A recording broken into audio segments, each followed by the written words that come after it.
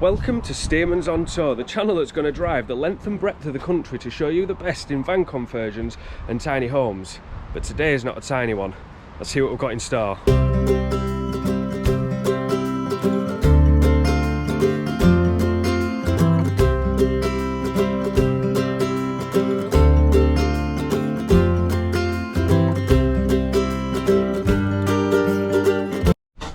So I'm sure you're eager to find out what's going to be going on in this bus because it is unbelievable. I don't know too much about it.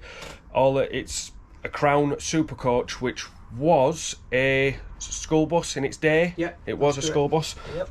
We'll spin around. We'll ask a few questions. So, whereabouts did this bus reside? Where was it originally from? Its working life was in California. It was owned by one company, so it was a one owner from new, or specially ordered with the 5-speed box. And so obviously, when the bus was first built, it would have had rows and rows of seats. What was it like? Was it in that condition when you got it? It did have all the seats in. We kept some, we disposed of the other ones. Everything else then, as you can see, we've added. We've turned it into what you can see here now. Which is nothing short of awesome, let's be fair. It is so cool and so spacious. And a smeg fridge.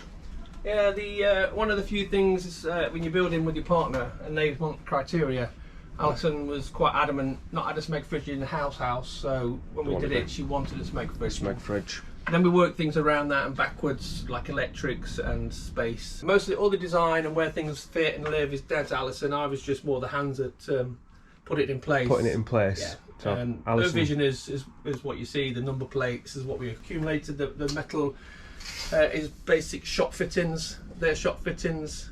Alison made all the curtains. She covered the seats in the original ones. But then we upgraded to the Alfa Romeo leathers. It's a 36 feet bus with the engine is actually under where you stood. This is the access for the starter motor and the blower. It's got a big blower. There's 2 more hatches either side of the bus where you would go in to do other maintenance based on what would need to be done at the time. I take it you can't just get to the engine from one place because it's so big. Yeah, like most vehicle engines, a lot of the American trucks, the whole cab lifts forward and gives a mechanic access. With a bus, you're limited with that. I mean, this is designed in 1948. This is not a brand new design, and the engine is from that era. So I can run this on cooking oil, bio oil, methanol or ethanol, whichever the one. It hasn't got a computer telling it what the hell's that. It will just, if it burns, this thing will burn and work. So you've got obviously the double bedroom at the back. Yeah. We split the into 2 sections. This being the only main wall between the 2. Yep. It can also be deconstructed because it's obviously a simple wood system. You've got, it lands where the joins of the windows are, so all the windows that on this bus being an early bus drop down inside. They can drop all the way down. There's 3 different settings all the way up. All the windows on both sides will drop down. And what you'll see in the Hollywood movies, they used the Crown Super Coach for when they was doing the college, because when they wanted where the girls would lean out the window as a car drove past, this was the only bus where they could get the actresses out the window. Where you can see the other style of bus with the bonnet, they're 50-50 windows where they've got a metal bar here. So they don't go all the way down. So that's a solid piece of glass, and that'll only move that. That law changed in the States because kiddies were getting out. But the Super Coach was built, and obviously this is the window that was in. And as you know, last night we were at a party and everybody ended up on the bus. Everyone had somewhere to sit. There was enough seats. There was cooking, food, drinking, and there was more than enough space for. Even though there's only 2 of us on it all the time, when we have guests, this seems to be. It's not a party bus, but it does seem to have the vibe of people quite happy to sit doing their own thing. It's just the space and the space. Yeah, nobody's on top of each other. It's a winner and a loser. You got the winner because you've got the space, but then you are limited with where you can always park. But we've had no issues parking on any campsite we've been to. Have always welcomed it. When we've gone to shows and we've not managed to make a campsite, we've parked on industrial estates, and we've had no issue there.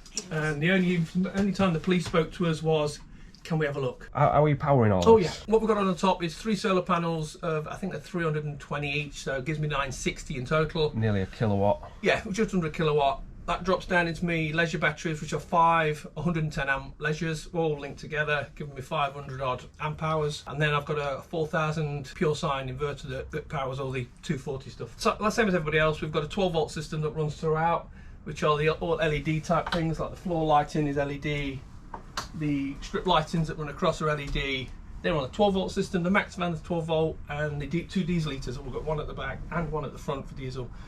So all they were on 12 volt system, pulling off the same set of batteries, and then the inverter pushes out for the fridge and then the other. So the fridge is the main draw. The TVs, one of the TVs is 12, so that's not really again. PlayStation or PS4 is obviously 240. So we haven't got a massive amount of 240 stuff, but if we do put other things on, we should.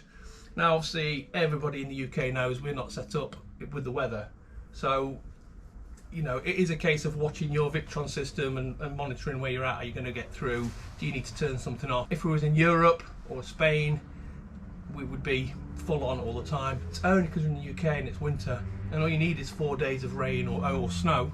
Good old snow, because obviously then the panels don't work at all because obviously there's something on them. Yeah, we've not really suffered. I think there's only once where we turned both the diesel heaters on at the same time, and everyone knows that's what the most draw is. Once we turned one off and let that one get up to speed, we then start the second one, there was no issue. But trying to start them both at the same time was the only time that we got one flashing a power error. So yeah, you know, there's still always improvements. Never a finished job. Anyone who thinks to build something and it's done, you're living in cuckoo land. Especially when you're living in it pretty much 24/7 as you do, or we do. You do see things and change things. We used to have here a dining area with 2 seats and a table. Never used it. Never made use of it. So that got rid of, and we redid the kitchen into a galley style and put a cooker in as well, which we didn't have before. So, and we also gained, because we took this, we still needed somewhere to eat food up until you sit and work at a laptop. So we went with a galley style with an overhang and two breakfast bars, and you get to look out the window. You can drop the windows you've seen. You can sit this side. I suppose you've got no issue with like keeping cool in the summer, because you can drop this side, drop that side. You can open exactly opposite or diagonal. This bus lends itself to so many things that we need in a van life. It's a no-brainer for a vehicle to start with. And the only issues is most people is size. Basic toilet. We've not gone with the full. We would love a composting toilet, but the price of £1,000 for a toilet isn't really in our budget at this point. No. This was all built by Alison, and the paintings you see, the cow, and that was an old picture of some Volkswagens that we managed to fettle in. Small little hand sink for brushing your teeth in the morning. Nothing too complicated. In retrospect, this would be the shower cubicle with the shower there, and this space would be took with a floor pan. Yeah. So if I had to change it, that's what I would like to change. This fan, the most popular fan out there, I believe, is still the Max fan. Yeah. With a remote, does its job. The way we've combated condensation, which all van people know is the biggest problem, is the diesel heater is at the back. Yep. And it blows across our feet there. You can just see where the exhaust port, where the port comes in. So you get warm air coming in there, even on setting 1. It then picks up our condensation out of our breath and exit this way. So what you have got is that circulation of air coming in, and it's slightly warm. Your damp condensation air rises anyway, and it exits that way. We then obviously 4-way stretch carpeted the roof, which takes away the cold surface. So the only place you may see it, as you can see on the back windows, is there. A little bit on the back window. And considering there's 2 adults and a dog in here every day. And obviously this is like first thing in the morning, so you've been in there all night usually. I mean, this window.